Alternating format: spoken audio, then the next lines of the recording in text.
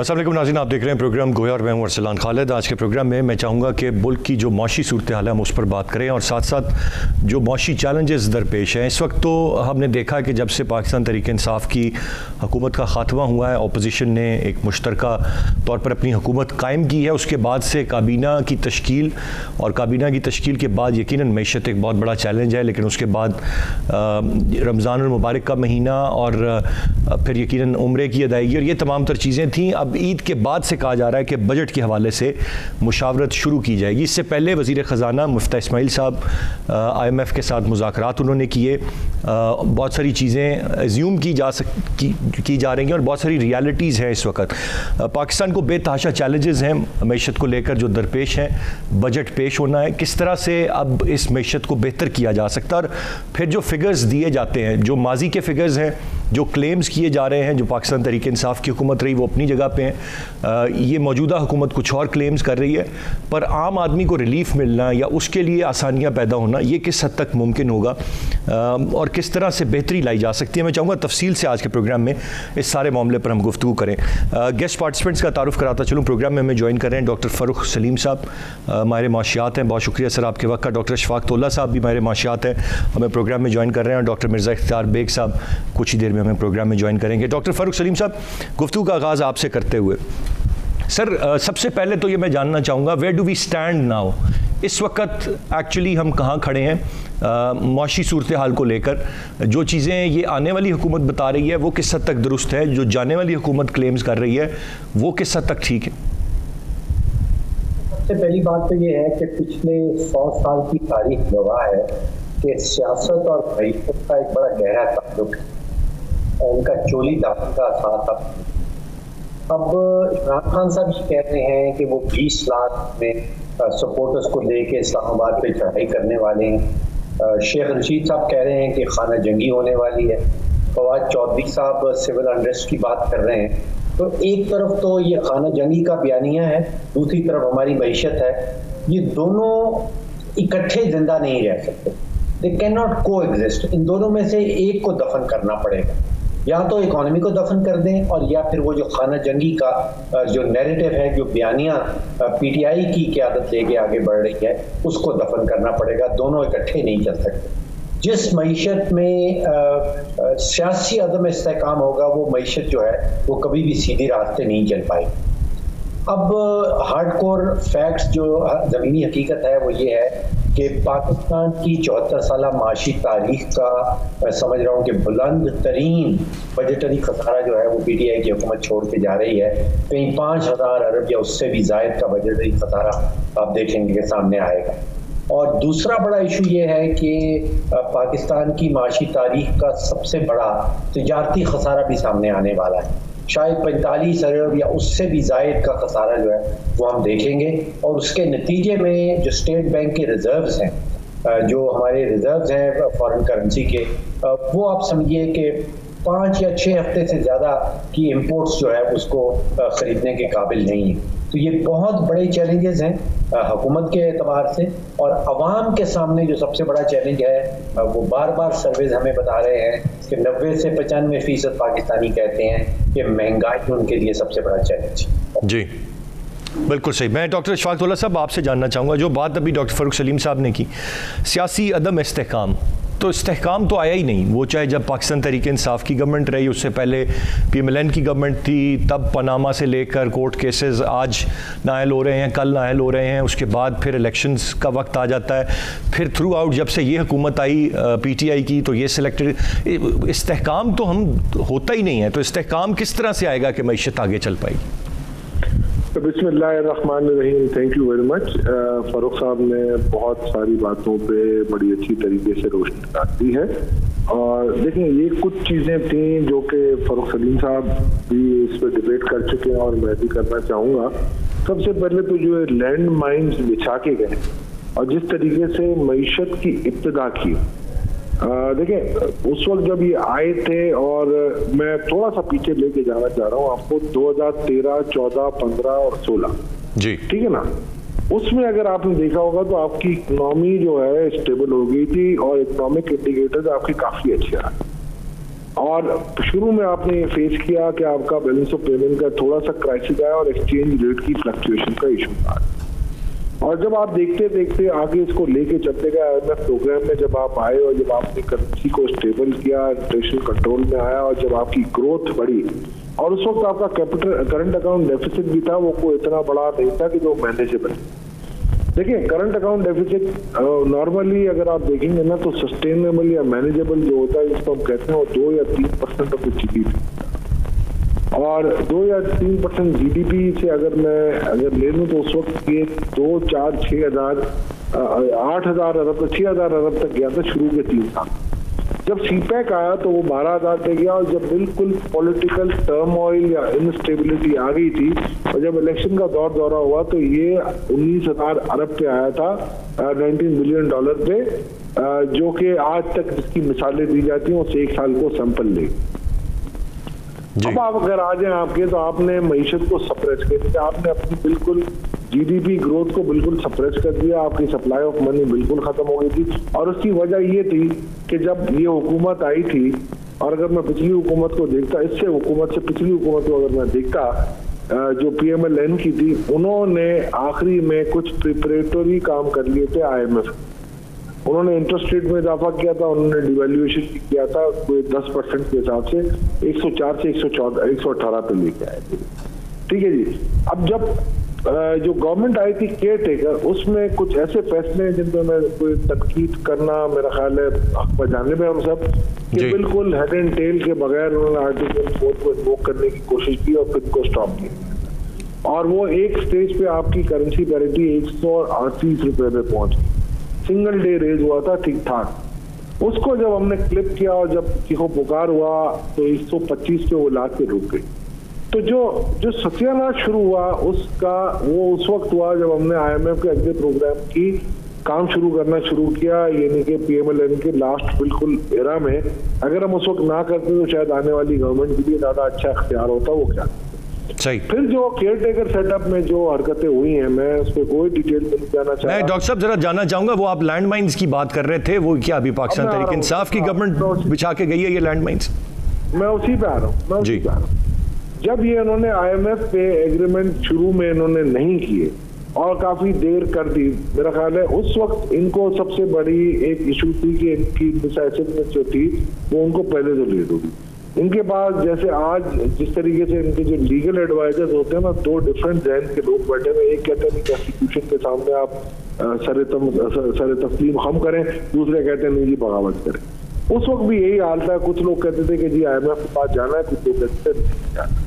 जब IMF के पास गए और IMF के अंदर जो उन्होंने नेगोशिएशन किए, जो मेरी इत्तलात के हिसाब से है, उस टीम में इतनी जान नहीं थी कि वो नेगोशिएशन करते, और जितनी डीलिंग इन्होंने की वो मेरा ख्याल है अंडर प्रेशर रहते हुए की, और उसकी डीलिंग इतनी थी कि आपको आज सारे इन्होंने आप जो चीजें मानी आपने मानी। फिर IMF का प्रोग्राम आपका कोविड की वजह से आपको रैपिड फाइनेंसिंग मिलती, आपने थम गए, आपकी इंपोर्ट्स कम हो रही थी, आपकी एक्सपोर्ट्स थोड़ी सी पिक होनी शुरू हो गई। ये एक और लैंडमाइन थी। इस वक्त आपने सस्पेंड किया प्रोग्राम। फिर मार्च में आपने जाके अपनी शेख साहब ने IMF से सारी एग्रीमेंट की, गवर्नमेंट को जवाब पे दी, ये सब हमने कर। जून में जब बजट बन गया तो आप सब उन चीजों से मुकर गए। ये क्या मतलब लैंड आपका एक ट्रस्ट डेफिसिट आ गया IMF और आपके दरमियान, जो कि फिर आपने शौकत तरीन साहब ने जाके मेरा ख्याल है अक्टूबर-नवंबर में कंप्लीट किया उसको, और उसको ठीक किया। जब उसको आपने ठीक किया तो आपको वो शर्तें माननी पड़ी जो आप नहीं मानना चाहते। आपको मिनी बजट लाना पड़ा फरवरी के अंदर, आपने बहुत सारे ऐसे लैंडमाइंस बिछा दिए जो मुझे समझ नहीं पड़े। एक प्रोग्राम में मैंने फारूक सलीम साहब को फॉलो किया था, उसमें उन्होंने एक बड़ी अच्छी बात की थी जिसको मैं तायीद करता हूँ कि 14 जनवरी को आपने मिनी बजट दिया और आपने 28 फरवरी को बहुत सारे कंसेशन दे दिए। 14 फरवरी को आपने 12 रुपए पेट्रोल बढ़ाया, 28 फरवरी को आपने 10 रुपए कम करके फ्रीज कर दिया। सही है डॉक्टर इशफाक साहब, पॉइंट आपका आ गया। मैं डॉक्टर फारूक सलीम साहब की जाने वापस बढ़ूंगा। डॉक्टर साहब, फारूक सलीम साहब, इस वक्त हम कहाँ खड़े हैं? ये तो अभी एक जो हिस्ट्री रही है PTI की गवर्नमेंट की कि कब ट्रस्ट डेफिसिट आया, कब बहाल हुआ, किस तरह शराइत मानी, ये डॉक्टर इशफाक तौला साहब ने तफसील से बता दी।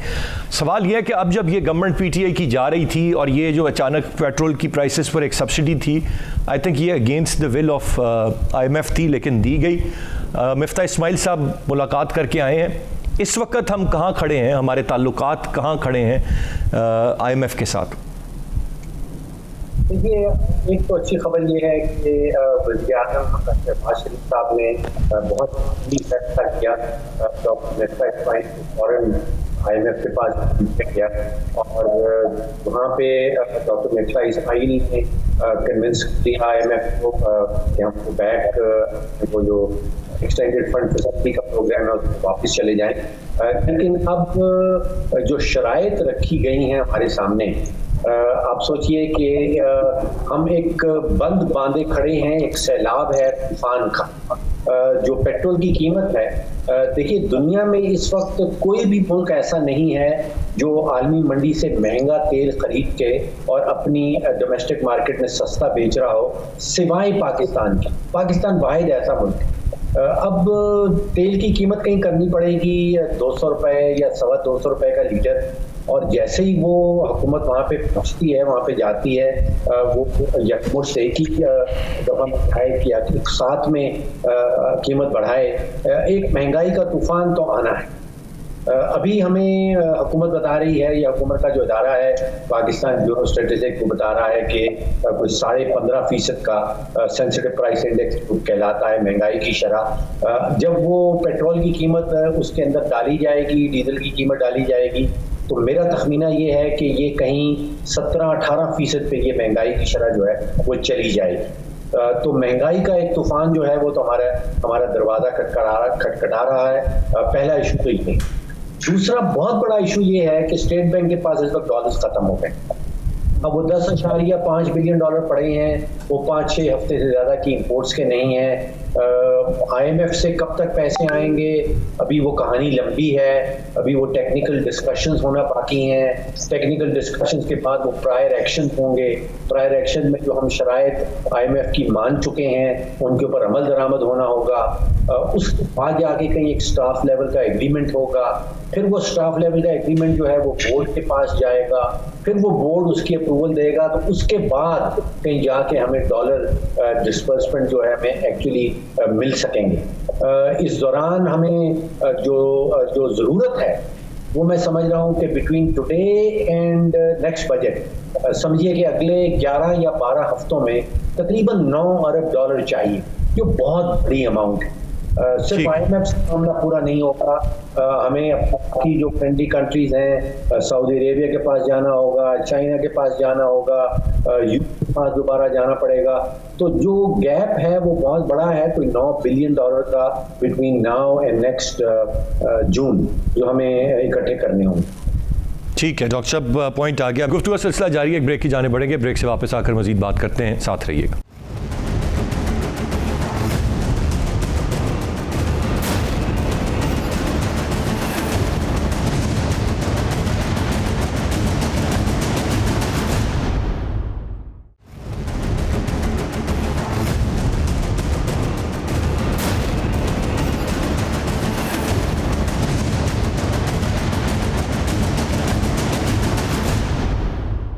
Welcome back.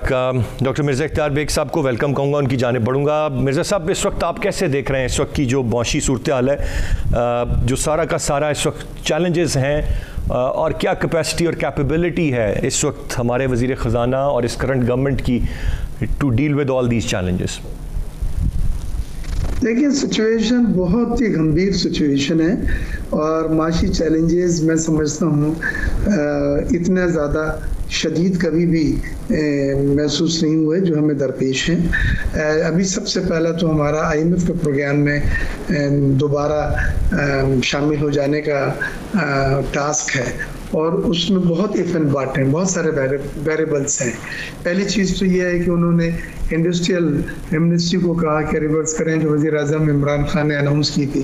फिर वो 10 रुपये पेट्रोल की फ़ी लीटर और 5 रुपये फ़ी किलोवाट बिजली की कीमतें जो उन्होंने दी थी, और फिर जून तक फ्रीज भी किया था, जो तकरीबन 250 से 300 बिलियन रुपीस का इम्पैक्ट बढ़ रहा था, वो उन्होंने कहा जी विड्रॉ करें। और साथ साथ उन्होंने 100 बिलियन की पब्लिक सेक्टर डेवलपमेंट प्रोजेक्ट जो है, तबक़ाती मंसूबे जो हैं हुकूमती, उसको भी कट करने को कहा है। उसके अलावा सब्सिडीज हटाना है, पेट्रोलियम लीवे को दोबारा लगाना है, जीएसटी पेट्रोलियम मसनूआत जो कम किया था उसको दोबारा नॉर्मल 17% पे करना है, और बहुत सारी नई शराइत भी हैं जिसमें मेंबर पार्लियामेंट के अपने गवाशार जो हैं, जो उनके रिटर्न्स जो हैं उनकी डिटेल्स वगैरह सब चाहिए। तो अभी तो हमने न सिर्फ ये पूरा करना है, दूसरे हमने ये भी करना है कि हमारे रिजर्व डिप्लीट्स हो गए, तो 9 बिलियन हमें ज़रूरत है जून तक। उस 9 बिलियन को हमने सऊदी अरब से, यूनाइटेड अरब एमिरेट से और चाइना से सॉफ्ट डिपॉजिट की शक्ल में मजीद हासिल करने हैं, ताकि आपका इम्पोर्ट लेवल जो है वो बरकरार रहे। ये भी एक बहुत बड़ी टास्क है। बार बार आप इन दोस्त ममालिक के पास जाके सॉफ्ट डिपॉजिट जिनको आप खर्च नहीं कर सकते, सिर्फ आपके रिजर्व्स के लिए होते हैं, ताकि आपकी इंपोर्ट करने की जो सलाहियत है वो बेहतर हो जाए, तो उसका इजहार करते हैं ये। तो ये भी करना है हमने। साथ साथ वज़ीर आज़म साहब अभी सऊदी अरब गए हैं इन हालात में, जब वहाँ पे दूसरे भी हेड ऑफ स्टेट्स आए हुए हैं, रमज़ान का आखिर अशरा है, किस तरह से आप नए फंड्स का मांगना और डेफर्ड ऑयल की जो पेमेंट्स है उसकी लिमिट को बढ़ाना करते हैं, ये मैं समझता हूँ एक बहुत बड़ा टास्क है।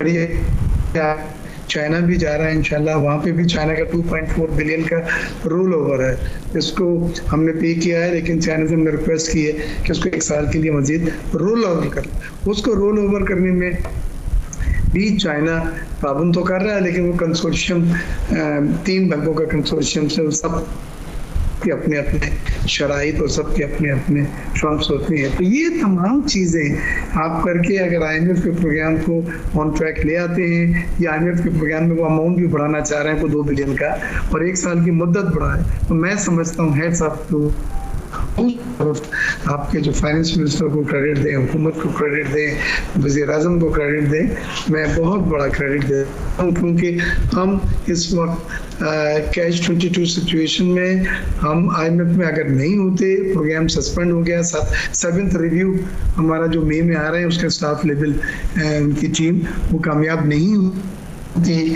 तो हमारे वर्ल्ड बैंक और एशियन डेवलपमेंट बैंक से जो लिमिट्स हैं हमारी क्रेडिट फैसिलिटीज़, वो भी सब फ्रीज हो जाएंगी, वो भी सब रुक जाएंगी, सस्पेंड हो जाएंगी, और आप अफोर्ड नहीं कर सकते, क्योंकि आपको पूरा बैलेंस ऑफ पेमेंट का बहुत बहुत प्रेशर है।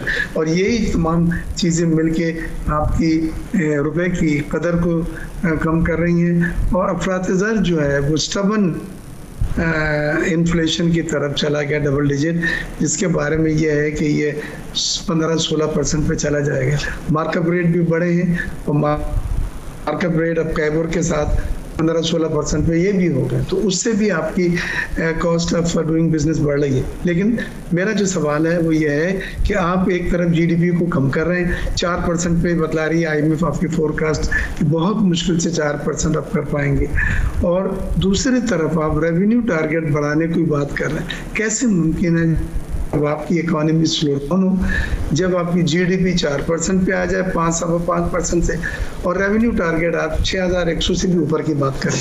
तो ये सब चीज़ें मुझे छन्नी में पानी लाने वाली बात नज़र आती है। लेकिन अल्लाह करे हमारी हुकूमत, हमारी फाइनेंस मिनिस्टर, उनकी टीम कामयाब हो, क्योंकि हमारे पास कोई दूसरी राय नहीं है। और IMF के बाद हमें बड़ा टास्क है FATF का, यहाँ पे डिप्लोमेटिक फ्रंट पे हमने लॉबिंग करनी है, PGSP प्लस का रिन्यूअल आ गया है, और इन सब में जो सबसे ज़्यादा अहम चीज़ है जो बहुत बड़ा चैलेंज है, वो CPEC का जो प्रोजेक्ट्स हैं उनको पायतख्त तक पहुँचना है, और चाइना का एतमाद बहाल करना है। लेकिन जो हादसात हो रहे हैं अभी कराची में, जिस चाइनीज़ मारे गए 4, तो चाइना के खदशात भी बढ़ते जा रहे हैं। राइटली सेड डॉक्टर साहब, पॉइंट आपका आ गया मिर्ज़ा साहब। मैं ज़रा डॉक्टर शफाकतुल्लाह साहब की जानिब बढ़ूंगा। शफाकतुल्लाह साहब, अब थोड़ा सा ज़रा इस पर रोशनी डालिएगा। इस वक्त जो अचानक ये तब्दीली हुई है इस वक्त हुकूमत की, और गर्मी का जोर, और फिर पूरे पाकिस्तान में बेतहाशा लोड शेडिंग, तो अब बहुत सारे लोग जो पीटीआई के हैं वो तो सोशल मीडिया पर या कहीं भी पूरा का पूरा ब्लेम डाल रहे हैं कि जी पुराना पाकिस्तान और वो गवर्नमेंट आ गई और लोड शेडिंग। ये किसका ब्लेम किसको जाता है? या फिर अगर किसानों को डीजल की सप्लाई का मसला है, हम देखते हैं कोई वीडियो सर्कुलेट करती हैं कि किसानों का वफ्द आके खान साहब से मिल रहा है कि जी अभी चंद दिन नहीं हुए कि आपकी पॉलिसीज़ बड़ी अच्छी थी और हम बड़े तंग हैं। ये सब क्या है सर? देखिए, without going into politics of the situation, आपको भी पता है मैं लैंडमाइन की बात कर रहा था, आपने बीच में मुझे रोक दिया। ये वो लैंडमाइन थी जो मैं डिफाइन करता तो शायद ये सवाल आपका नहीं करता। लैंडमाइन यही है कि इन्होंने ना तो खरीदी कोई लॉन्ग टर्म कॉन्ट्रैक्ट किए एलएनजी के, ना उन्होंने उस वक्त को कैपिटलाइज किया जब ये फ्यूचर के आपको 8 सेंट के मिल रहे थे आपको MMBTU पे, उस वक्त उन्होंने बिल्कुल कुछ नहीं किया। इसके बाद ये जब पीछे भी अगर आप देखेंगे इनके सारे कार्गोस कैंसिल हो जाते, और ये तो इन्होंने जितना भी जो भी चीजें इन्होंने की हैं, टैक्सेस इन्होंने विड्रॉ जो किए, जिस तरीके से अंधाधुंध उन्होंने पेट्रोल की कीमतों में कमी की, ये वो लैंडमाइन थी जिसका खमियाजा आज पूरी कौम भुगत रही। अच्छा, अगर वो पॉलिटिक्स अपनी जगह होगी इनकी, मगर मैंने आपको सिर्फ पहले भी यही कहा था, अब भी मैं यही कहूंगा कि कभी भी मईशी और मुआशी हालात जो है ना एक दिन में नहीं बिगड़ते।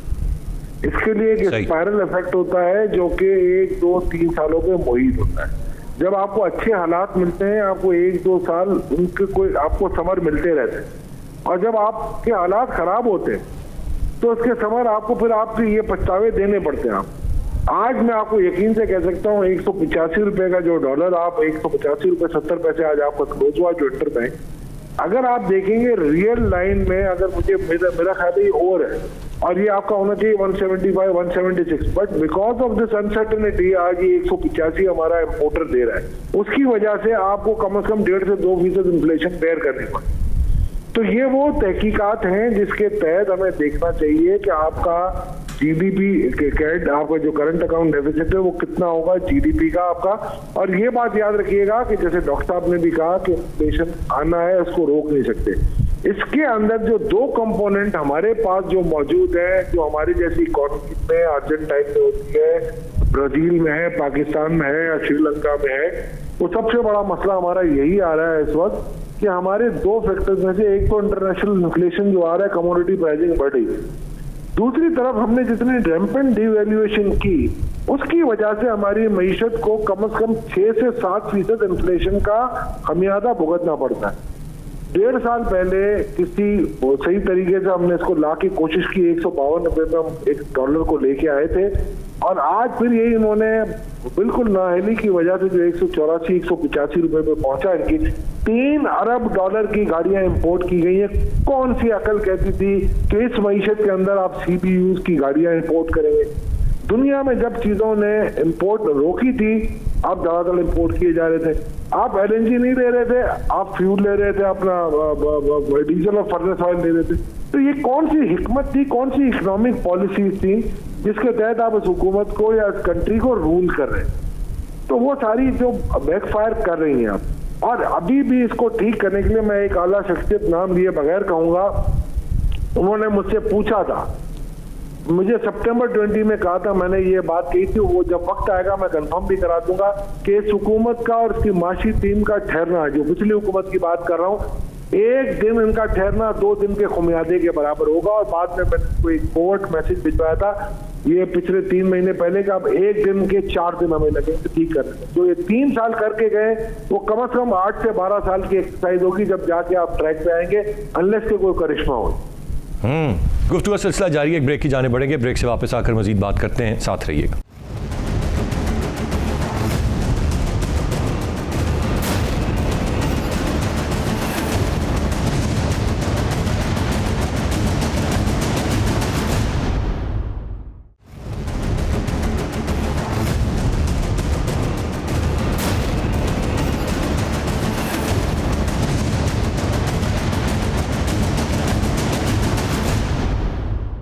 Welcome back. Doctor Farrukh Salim साहब, इत्तफाक करेंगे आप, ये तो जो एक दिन का ठहरना, 2 दिन का नुकसान, और ये जो जिन्होंने जो डैमेज, ये क्या रीज़न्स क्या इसकी हो सकती हैं? टीम्स तब्दील की, मुख्तलिफ शख्सियात को सामने लाए, कोई डेलिब्रेट मामला था, ना अहली थी, क्या वजह क्या थी कि ये सब कुछ इस तरह हुआ?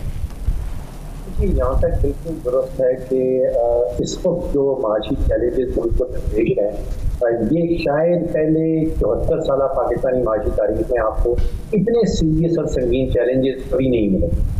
जो हम डॉलर रिजर्व्स रह गए हैं उनके हवाले से देख लें, जिस रफ्तार से महंगाई आ रही है, और फिर अभी 2 दिन पहले आपने कहीं पढ़ा होगा या सुना होगा कि हुकूमत पाकिस्तान ने जो बॉन्ड्स फ्लोट किए हैं, जो टी बिल्स फ्लोट किए हैं, उसमें उनको तकरीबन 15% सूद देना पड़ रहा है। यानी कि हुकूमत पाकिस्तान इस वक्त 15% पे पैसे बोरो कर रही है। तो आप सोचिए कि जो प्राइवेट बिजनेसेस हैं वो कहीं जाएंगे 16, 17 और 18% पे, और अगर आप 16, 17 या 18% पे उधार ले रहे हैं तो फिर आप कारोबार में मुनाफा किस तरह कमाएंगे?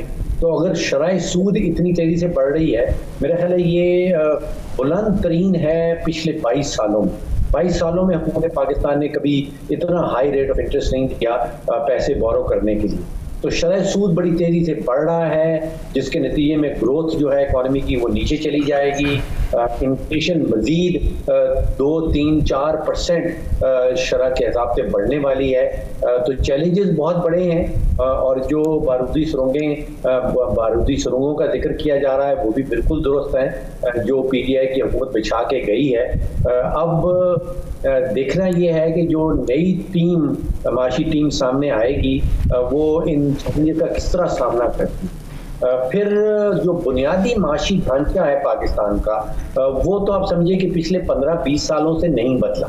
चाहे वो पीपल्स पार्टी की हुकूमत थी, या PMLN की आई, या PTI की आई, और अब ये मखलूद हुकूमत सामने आई है, उसमें वो 5 या 6 जो बड़े बड़े कार्टेल्स हैं, जिनको साबिक वज़ीर आज़म साहब माफियाज कहा करते थे, उन्होंने पूरी की पूरी मईशत को यरकमाल बना के रखा, जिसमें बिजली का बहुत बड़ा माफिया है, कार्टेल है, चीनी का कार्टेल है, खाद का कार्टेल है, कारें बनाने वाला कार्टेल है। ये पाकिस्तान की जो डोमेस्टिक इकोनॉमी है उसको प्रोडक्टिव, उसको कंपैरेटिव नहीं बनने दे रही।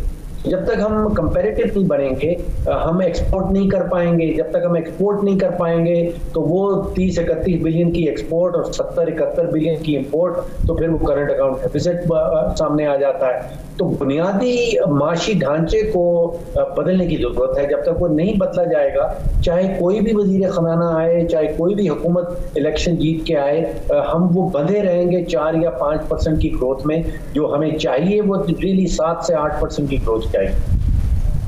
ठीक, मुझे ये बताइएगा डॉक्टर फ़ारूक सलीम साहब, ये जो पेट्रोलियम प्राइसेस पर सब्सिडी दी गई थी, ये क्या था? ये जब पॉलिटिकल प्रेशर बिल्टअप हुआ, उसको देखते हुए ये फॉर द टाइम बिंग ये सब्सिडी दे दी गई, ना सोचते हुए कि इसका इम्पैक्ट आगे क्या आएगा, या सोचा गया होगा, या ये वाकई डर था आवाम का कि रिलीफ देना है?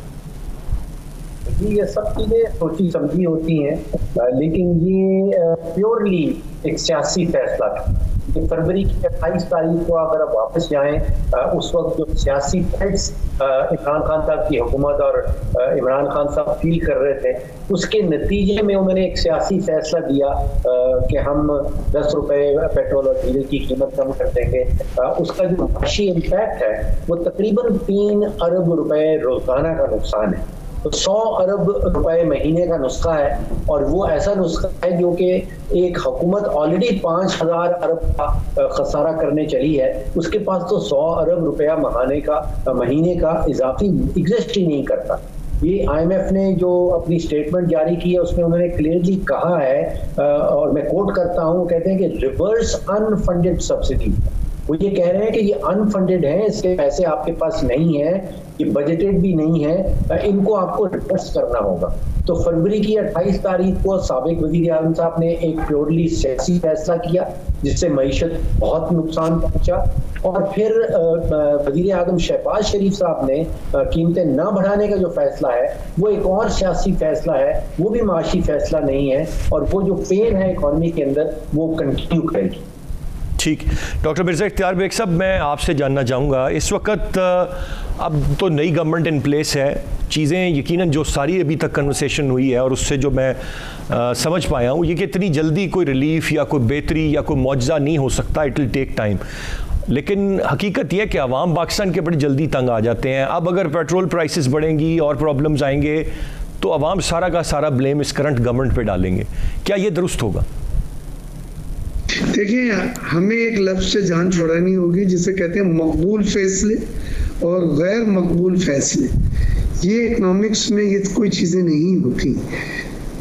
हमें ऐसे फैसले जो सिर्फ लोगों को खुश कर दे और हमें मकबूलियत हासिल हो, हमारी इकॉनमी अफोर्ड नहीं कर सकती, हमारा IMF एग्रीमेंट में उसका कोई प्रोविजन नहीं है, दुनिया में प्राइसेस बढ़ रही हैं, आप उसको कम कर रहे हैं, तो वो तो